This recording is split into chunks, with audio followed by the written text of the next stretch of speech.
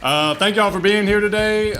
This is Panthers For Progress event. We're a student organization on campus, formerly known as Panthers for Bernie, but we're still trying to organize around progressive causes and candidates, even though Bernie is no longer running for president. So thank y'all for being here today. We've got a few candidates and campaigns and organizations who are going to be speaking about ways you can get involved right now. A lot of people are talking about how we need to take back Congress in 2018, and in 2020 we need to do this. But there's elections that are happening this year, even this month, that we can get involved in and make change. Khalid's election is on the 21st of this month, so that's coming right up. Senator Fort's campaign for mayor, that election happens in November of this year. So there's a lot of stuff happening right now that we can get plugged into. We don't have to wait until 2018 or 2020 to send Trump a message. So that's what we're here today to learn about, is ways we can get involved and things we can do. So my name is Nick Langley. Thank y'all for being here today. As we're going through today, if you want to get some more pizza or some more drink, hop up and help yourself. I tried to put it out of the way so it wouldn't be too distracting to go get you some seconds or thirds. We're supposed to have more food, but Georgia State's catering organization messed up our order, so we apologize for that. But we do have pizza, so thank Ned for that. So without further ado, I'll turn it over to Senator Fort, who's running for mayor of Atlanta this November, and please join me in welcoming him.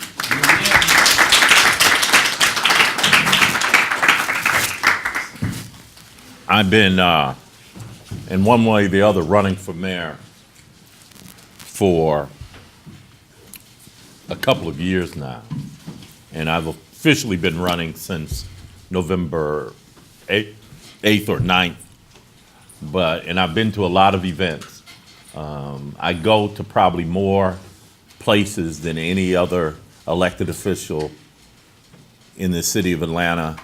I pride myself on being in the community, but I want to say, other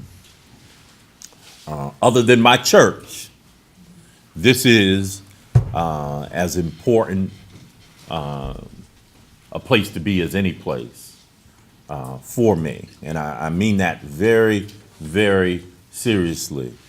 To be with you, and I'm a professor. I taught college for a long time, so maybe that's, being with students and being on a college campus, maybe that's it. But it's probably, part of it is that this is a friendly place. It's not as hostile as being up under the Gold Dome is. So being amongst friends, people who I've known, and being amongst new friends is very important. And I appreciate the invitation, Nick. Thank you, man, for inviting me and asking me to come over. Matthew Golden is doing a lot of hard work for me. I really don't ask him what he's going to do, because I like surprises, like this brochure. First time I've ever seen it tonight. And he's got pictures in there that I have not seen at all. So I don't know where he gets this stuff, but I want to thank Matthew publicly. And then Daniel Abrams is here. He is with Our Revolution Georgia, the official Our Revolution chapter here in the state of Georgia. So I want to acknowledge him. Is anybody else from Our Revolution here? Scott Brown and Sarah. Okay, how could I? Scott is very special to me because we have gone to jail together. During Occupy, we went to jail together. Yeah. First time I talked to you. Mm-hmm. Yeah. So Scott is very special, and we appreciate Sarah, who is gone, who is doing some great work. Let me say this. Nick said that, although Bernie Sanders is no longer running for office, Panthers For Progress are engaged in the work that he was involved in. Let me say this. The brilliance of what Bernie Sanders did, but not Bernie Sanders, but what we did when we supported Bernie Sanders, the brilliance of what he did is he had a vision. He had a vision that said national politics and state politics are important, but that we have to get active on the local level. The reality is, we're going to fight Trump, but we should not expect a great deal of progress to be made on a lot of issues. Don't get me wrong, when we fight, we win. When we engage folk who would want to turn back the clock on the rights of women, rights of African Americans, rights of immigrants, we win. When we fight, we win. But the bottom line is the opportunities to have the greatest impact is not on the federal level. And let me tell you something, you go over to the Gold Dome thinking Nathan Deal gonna listen to you, got another thing coming. The opportunities for change, the opportunity to redo things is on the local level. It is on the local level. When Bernie Sanders announced in 2015, it was an interesting announcement. He ran out of the Senate onto the on the lawn and gave an announcement. In about 5 minutes, he was going back in. He took a break from the vote. But what he said, even then in 2015, is that ultimately we have to become involved in local politics. We have to change this country from the bottom up, at the grassroots. And that's what I want to talk to you about, what we can do here in Atlanta to transform the city of Atlanta and make it work for everybody. The fact of the matter is, and I've said it for the last year, and I'm going to continue to say it until November 8th, I believe that City Hall has lost its way. City Hall, about 4 or 5 blocks from here, has lost its way. What makes Atlanta great is not stadia. What makes Atlanta great is not billionaires and big shots. It's people and neighborhoods. It's folk like you. It's folk that live in these neighborhoods, that work every day, go to job every day, go to class every day, and try to be as productive as possible. That's what makes Atlanta good, not high rises, not skyscrapers. What makes Atlanta great is the people of Atlanta. And I believe that City Hall has lost its way on any number of levels. It used to be, for those of you who are not familiar with Atlanta, just gotten here, just been on, come here to go to school. Atlanta used to be a city where the business community used to have to take into consideration what regular folk want. You should know who Maynard Jackson is. Mayor Maynard Jackson, first African-American mayor in the city of Atlanta. He told the business community that you can't control everything. You can't have everything. You have to be equitable. You have to be fair. You have to make sure that the city works not just for downtown, not just for business, but for regular folk as well. And Maynard was very clear. But in the last several years, particularly in the last 7.5 years, it hasn't worked that way real good. There are things going on in this city that we need to talk about and we need to deal with. The fact of the matter is, a child born in Grady Hospital this afternoon, 2 blocks from here, a child born at Grady Hospital this afternoon has the least chance of any place else in this country, of moving into the middle class. That child born this afternoon has least chance of moving into the middle class. It's not just income inequality. Atlanta's number 1 or number 2 in income inequality. We flip-flop with Miami, of all places. But it's not just that people are unequal, it's that the opportunities to move into the middle class, economic mobility is restricted here. So when that child goes home from Grady and goes to these neighborhoods here in Atlanta, that child most likely will what?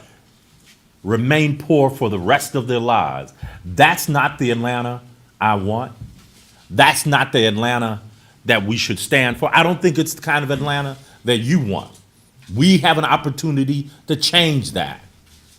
We have an opportunity to make sure that City Hall works for everybody, not just the 1%, not just the Chamber of Commerce, not just folk who want to use City Hall, want to use taxpayer money as their piggy bank, not just the Hawks in Philip Arena, who are going to do a $200 million renovation.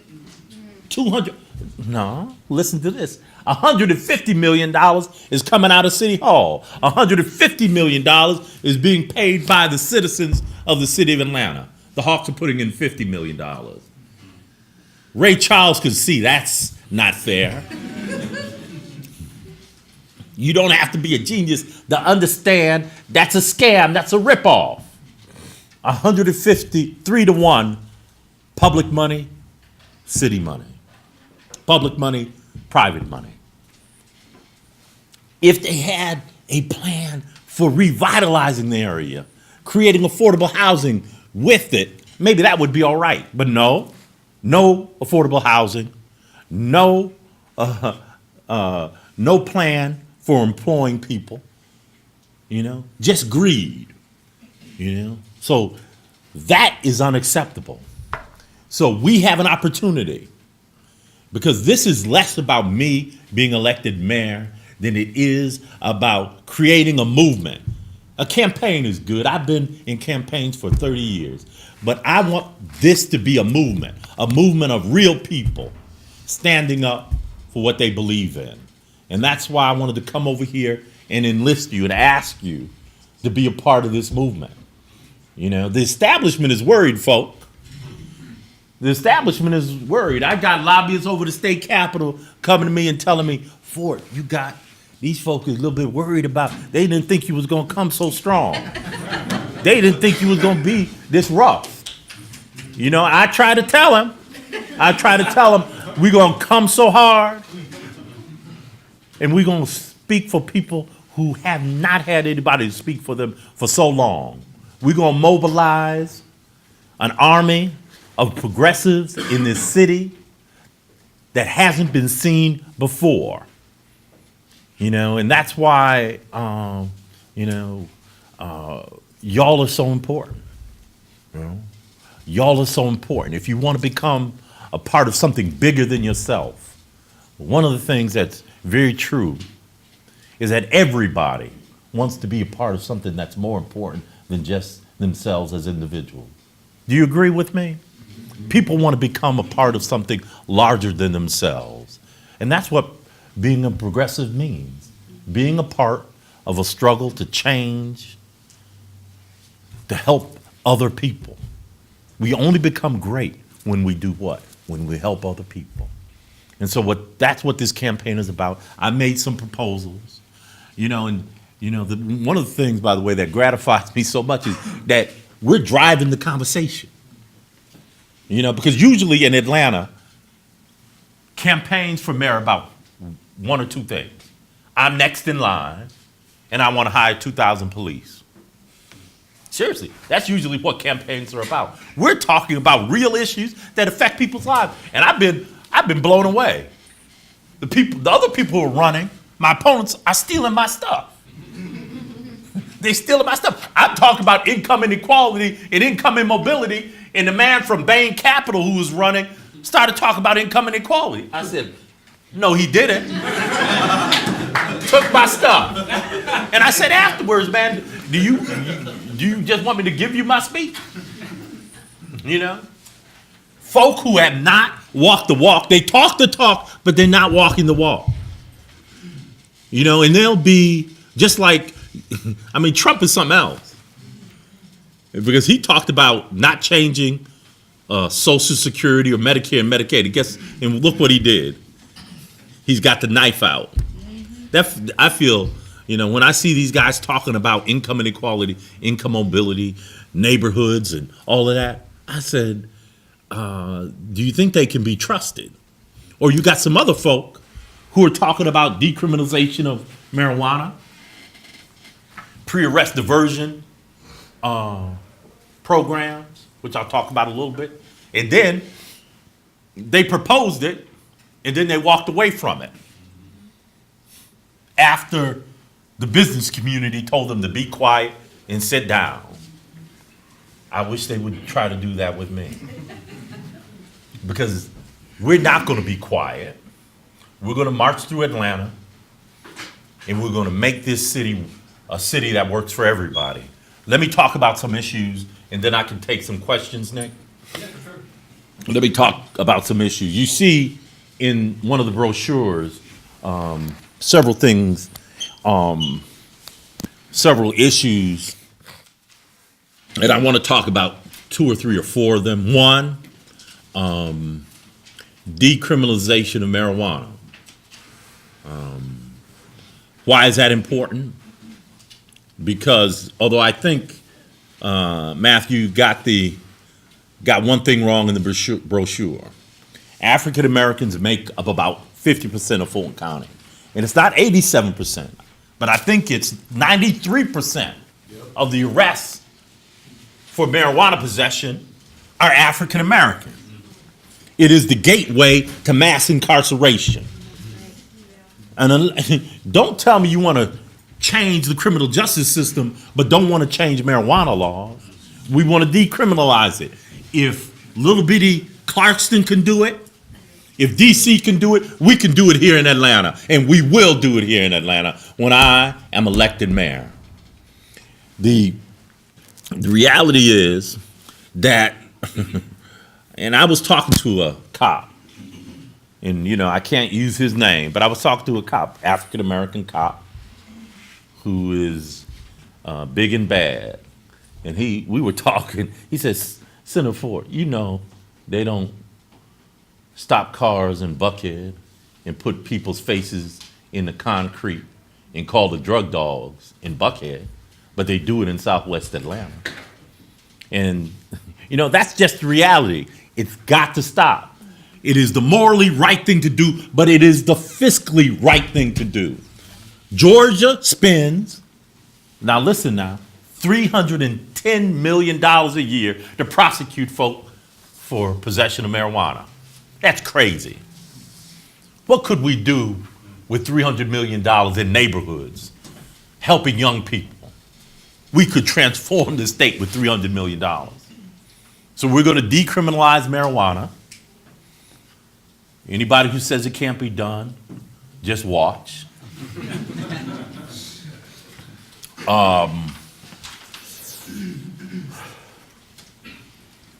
We're going to hold police accountable.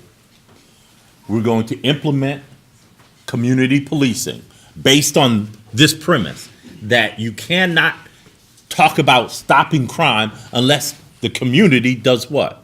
Partners with the police.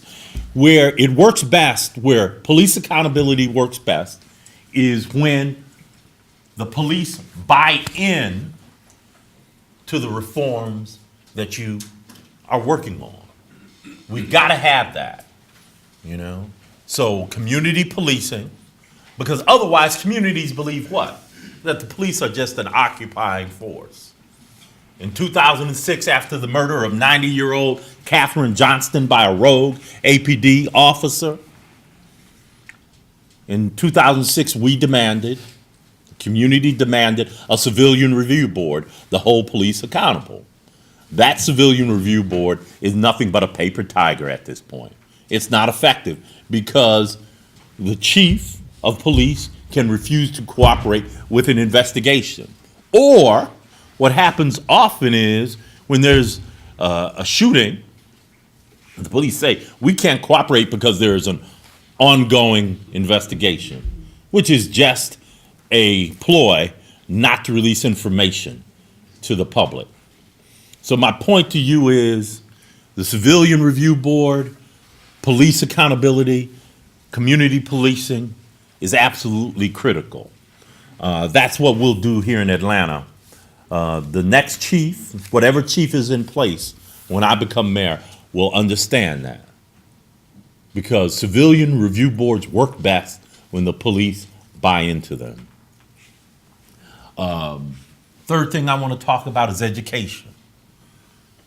Third thing I want to talk about is education. There's a approach to K through 12 education called community schools. Go to NEA.org or AFT.org. This is very important. I just introduced a bill to create a pilot program in Georgia for community schools. What it says is that schools ought to do what? Partner with the business community, nonprofit community, the faith community, in order to help children, particularly children who are in what? Poverty. One of the school reform movement that is abroad in the land, the school reform movement that is calling for vouchers and privatization of schools, the great failing of it is that they do not deal with the issue of poverty. Because poverty is the link to what? Low student performance. You take every other variable out, low student performance is based in poverty in most instances. The school reform folk, the Walton Foundation, the Walton family, the Amway family, Betsy DeVos came from Amway, and now she's what? Secretary of Education. They don't want to deal with poverty, and you know why? Because they helped create it. How could the folk that created Walmart deal with the issue of poverty and student performance when they pay what? Low wages and no benefits? They'd be fighting themselves. They're not going to do that.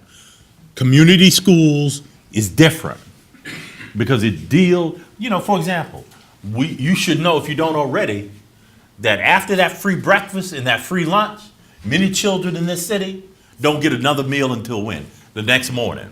And don't even talk about weekends now or vacation. So the community school says maybe what we ought to do is implement a third meal during the day. Provide health care in the school. Number one reason children go to Grady Hospital is what? Asthma.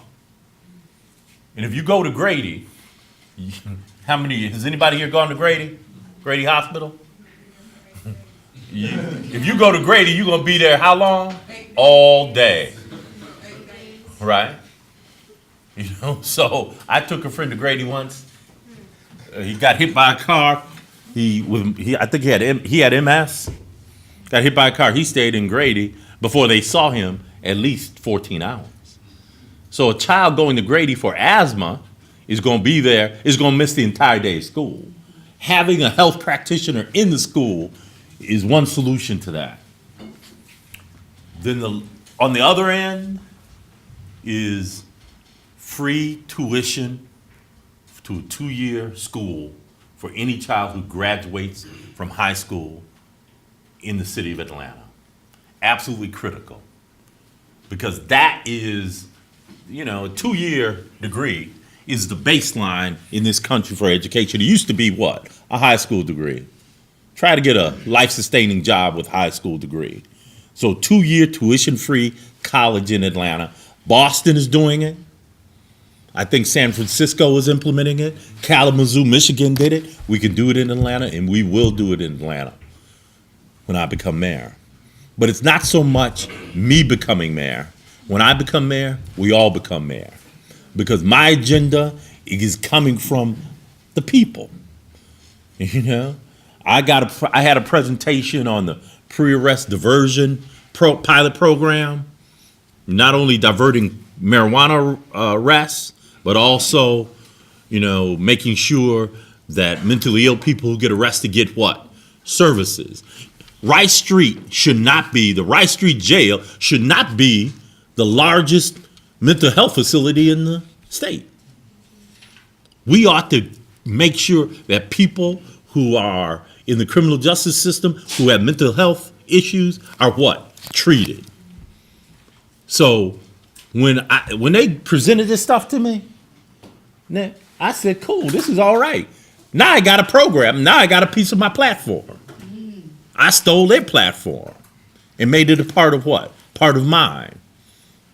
So make sure you know that the things that we're talking about tonight, and I'm going to take a few questions, but the issues that we're talking about tonight, don't be surprised if they become a part of a platform.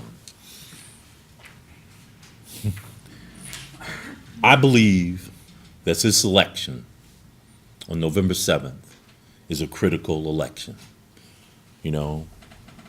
If we miss this opportunity, if we miss this historical moment and let it go by and elect one of the folk who, you know, have come out of the establishment, folk who are talking the talk but have never, ever walked the walk. If we let this opportunity go by and don't elect a mayor, a progressive mayor in a progressive city, if we let that happen, I am afraid that this city will continue to be a city that works for the very wealthy, the 1%. I want a city that works for all of us. That's what's at stake. You have the opportunity to be part of a movement to make Atlanta a special place. You know, the home of the civil rights movement, the home of Dr. King, ought to have a progressive movement. So that's what I'm talking about. That's what I'm working on. When I become mayor, we all become mayor. When I become mayor, we're going to have a city hall that doesn't displace people, doesn't gentrify people. You know, we're going to have a city hall that thinks that training young people with jobs. You know, I'm talking to the unions right now about training young people, setting up a program that trains young people. And as I close, I'm going to talk about some of the bad stuff going on over at City Hall. You all have heard about the bribery scandal. The bribes having to do with the emergency contracts. And then another investigation going on at Watershed. How can you steal a backloader? You know, as big as this room, how can you steal it? But that's not what I want to talk about. I want to talk about what's happening at workforce development. The Workforce Development Agency is supposed to be an agency that trains people in the city of Atlanta, give them skills to give them jobs. Guess what one person did? He took $400,000 that was supposed to be used to train people to do construction, and he stole the money and didn't train any of the kids. I mean, all this stuff is bad, but that bothers me in a real deep place. Young people your age, hoping to get a skill, hoping to have a job, hoping to have a career, to take care of themselves. And they stole the money. Every dime that's stolen at City Hall is money that's stolen from young people, stolen from neighborhoods, stolen dreams is what it amounts to. You know, that's why I'm going to introduce a bill tomorrow to create an inspector general at City Hall who can initiate investigation, and make recommendations to the U.S. attorney or the district attorney. Because every penny stolen is a penny stolen from the dreams of the people of Atlanta. So thank you for listening to me. We appreciate you, and I'll be glad to take whatever questions you have. Thank you.